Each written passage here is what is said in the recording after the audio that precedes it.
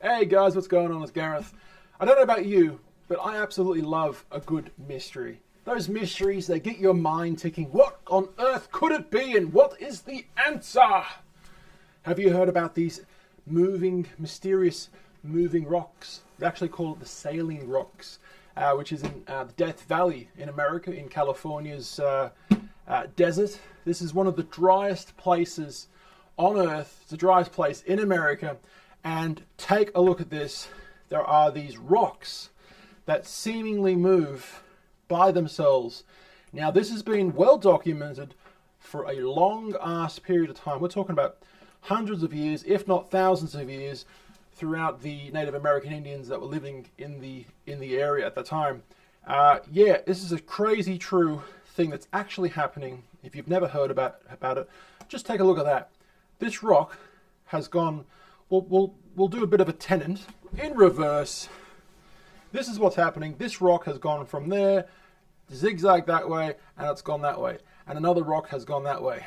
I mean, what on earth could be happening to cause this? At first glance, do you guys know what the answer is? Lucky for you guys, Gareth has the answer.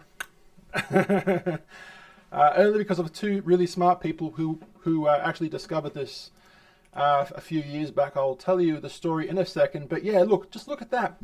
There's this rock that seemingly has moved across the desert floor by itself. So over the years, people have come up with all these different theories as to what it could have been. And this is a well occurring thing over many years, many generations of people have witnessed this. So is it pranksters? Are there people going out there before YouTube existed pranking people by dragging rocks along the desert floor? Well, that was a possibility. Hey, why not? If it's a good theory for crop circles, because some crop circles could be considered fake, well, some are actually fake. Definitely, a lot of them are fake. Is some of them real, those crop circles? We don't know. But going back to the Death Valley rocks, is it pranksters? Are there people going out there and dragging these rocks? Or is it aliens? Well, I mean, it's any possibility that you can think of, anything that you can really think of could be a possibility, because for the longest time we've not known. But yeah, interesting little article we're going to be talking about today. Done some research for you guys, and I'm going to be spitting the truth. Take a look at that. What on earth could be causing it? Do you have any answers? Let me know down in the comments below. I want to see your comments before you see the answer, if that makes any sense. So I want to see what you thought the answer was before I actually give it to you. Come on, guys, we got time. My watch is a bit slow today. Looks like it's half past a freckle. Okay, so I've got my list. And just like Santa Claus, I'm checking it twice. Here we go. Here is actually what's going on.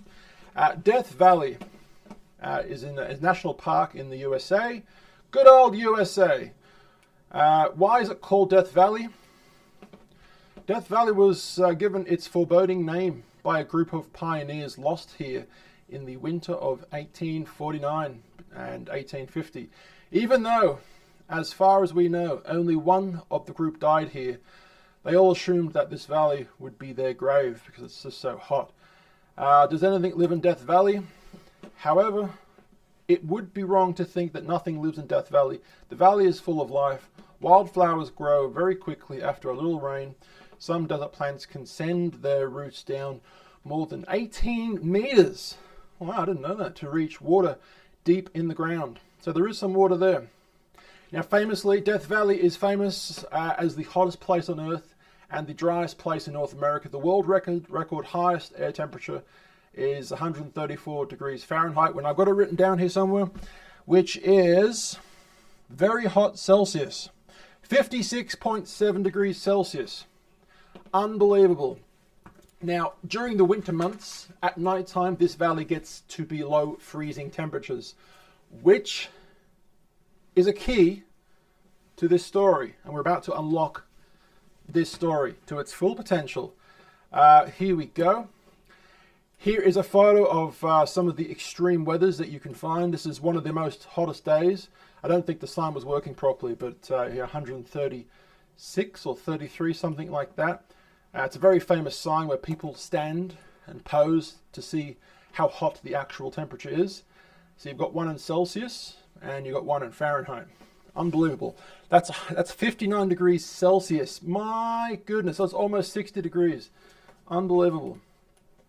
There's 100 and wow, 55 degrees Celsius.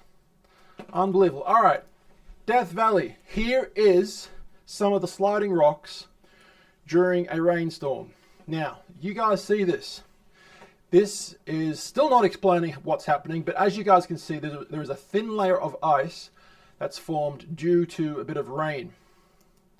Now, here is a GIF, which it will not work. There we go. Here's a quick GIF of one of the scientists that got a rock in this valley actually moving. So there is the rock right there, and it's unbelievably actually moving. This is a time-lapse photo. So let's go on to actually what's happening here. Where are we? Okay, here's my trusty piece of paper. Can you guys see me on the bottom right? Hello, here I am. So California Death Valley is an extreme place with very hot days and very cold nights, as we know. How hot, you ask? Well, as we know, the place can get to be 134 degrees Fahrenheit or 56 degrees Celsius.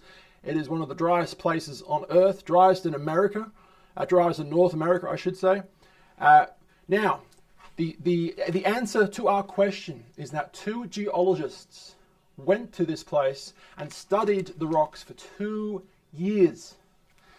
These guys, they like playing with their rocks. They're very rocky. Rocky Road? Can't think of any more puns. They've got some knackers. They're very hard. Oh, they're very hard. There we go. Okay. So, Richard and John Norris, the geologists, and apparently they have found out the secret of the sailing stones 2 years into their research. Now, they ended up putting GPS trackers onto these rocks and watched with cameras. Now, this photo right here is kind of showing you, if you look that right there, they've actually drilled into the rock and they've put like a GPS tracker inside, and then they've put the cap back on. So this rock has like a GPS tracker, so they can basically tell with their computer system anywhere in the world when the rocks start moving, and then they can watch the cameras like that. Really cool, right? That's how they ended up getting that moving image. Now, with the GPS trackers and the rocks, and they're watched with cameras, some of these rocks are 700 pounds. How, do you guys still not know how this is done? Probably not, because it's a very hard to understand thing, but 700 pounds some of these rocks weigh. How on earth? How on earth? All right, let's continue. Some of these rocks are 700 pounds. Now, in December 2013, they got their evidence. Richard and John Norris. People have known about this for centuries, including the Native Americans. Now, rain had fallen the day before. Where is the rain? Let the rain fall down. I'm coming clean. Thanks, Hilary Duff. So the day before, the rain had fallen. And the dry lake bed had now become very, very wet. And because of the cold nights, the water became ice. And the next day, it starts to get a little warmer. This is somewhat a secret of what's actually going on here. So when night becomes day, the thin layer of ice starts to melt. And with the light breeze that's coming throughout the valley floor, it ends up melting a lot of this thin layer of ice, and then that process of the melting of the thin layer of ice, it starts to actually move the rocks. Unbelievable. Who would have thought? I would have guessed aliens, to be honest. I mean, I'm on Mulder and Scully's side. It's just how I want to live my life. I want to believe. So yeah, this ice process, melting, is actually the reason the rocks move. And some of the rocks have been recorded to move over 200 feet. Unbelievable. So apparently it's a very rare for all of these conditions to take place at the exact same time, which is why John and what was his name? His cousin's name, John Norris and Richard Norris, have been working for 2 years, geologists, to work out this information. But yeah, I found this to be extremely interesting. And there's the rock again, the GIF of the rock actually moving. And it's all to do with a bit of rain, a bit of cold, and then a bit of dryness. Here's a zoomed out picture from the sky of all the rocks having moved. And yeah, this does not happen every day. In fact, it happens maybe once every couple of years or once every 10 years. Who knows? It's a very delicate, finicky thing that happens not very often. So, wow, guys, if you liked this video and you found something new, you guys can find me at TallBoyGareth. That's my handle. Instagram, YouTube, Facebook. You know the drill. I will see you guys for tomorrow's video. I love you all.